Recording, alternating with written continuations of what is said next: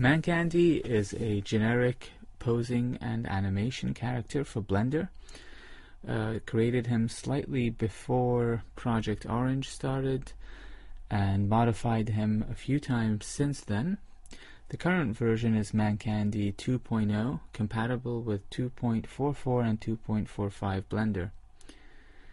There's a lot of control objects hanging around in his library file. There's the armature, and underneath the armature there are still more objects used to automate the rigging and motion of the character.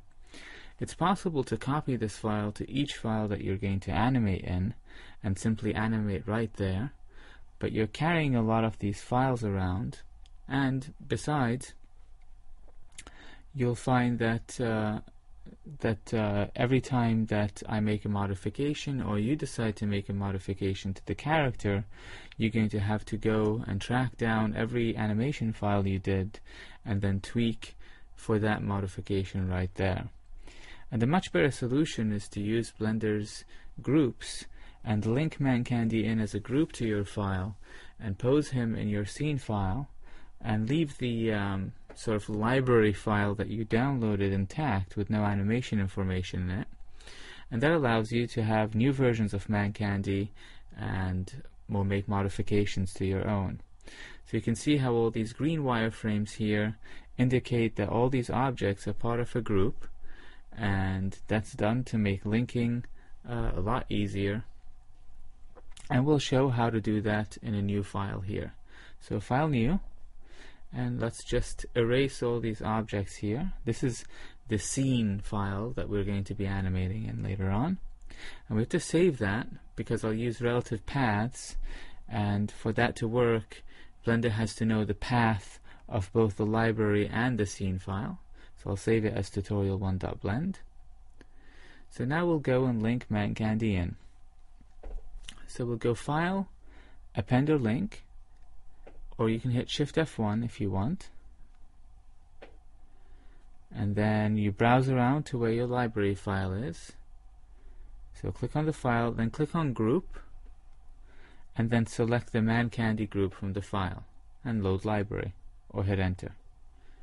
Before you do it, make sure you have link and relative path set, otherwise you'll append ManCandy into the file, which is definitely not what you want to do.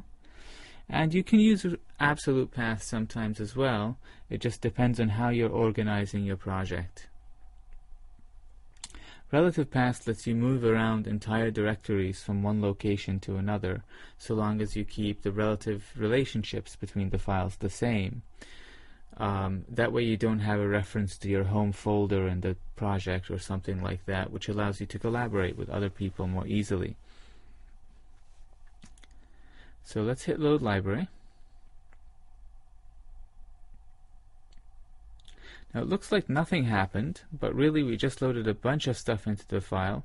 The outliner will show us all these linked. The LI icon means these are linked objects, and those are the mesh shapes for the bones controls of ManCandy.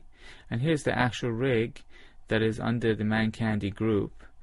And you can see the library path here, which can be edited by control clicking it. So you can change ManCandy to ManCandy 2.1 if you get a new version, or change the relative location of the library file if it happens to change. So now we have to add a new group, which can be done with Shift-A or space, or just from the Add menu. And there's a new ManCandy added to the scene. So basically what you have here is an empty that's a group duplicator for the ManCandy group.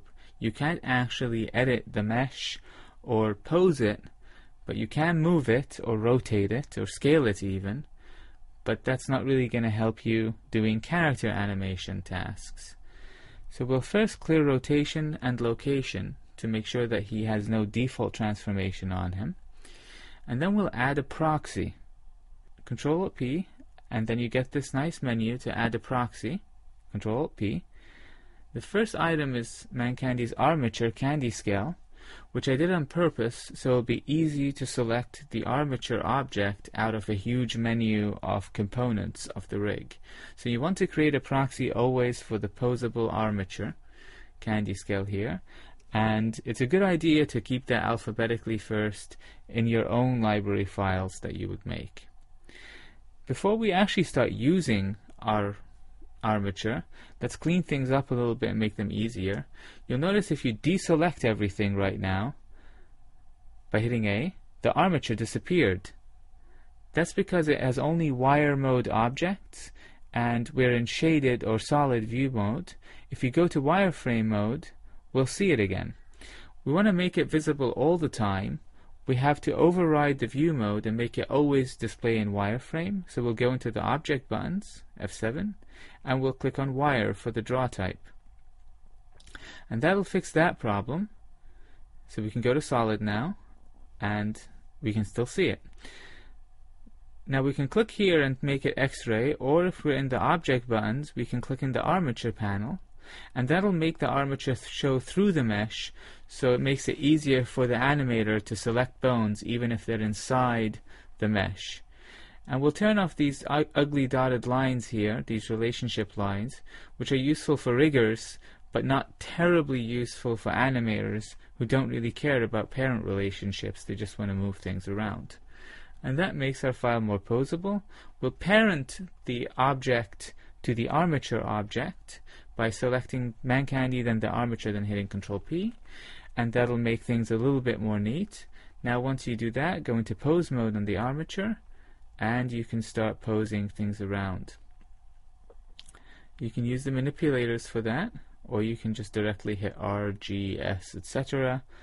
and everything works.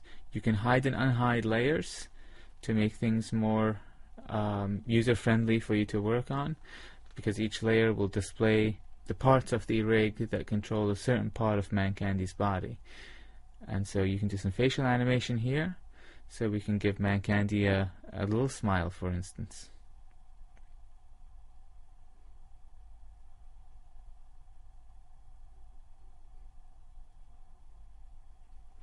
It's all just transforming different parts of ManCandy's armature.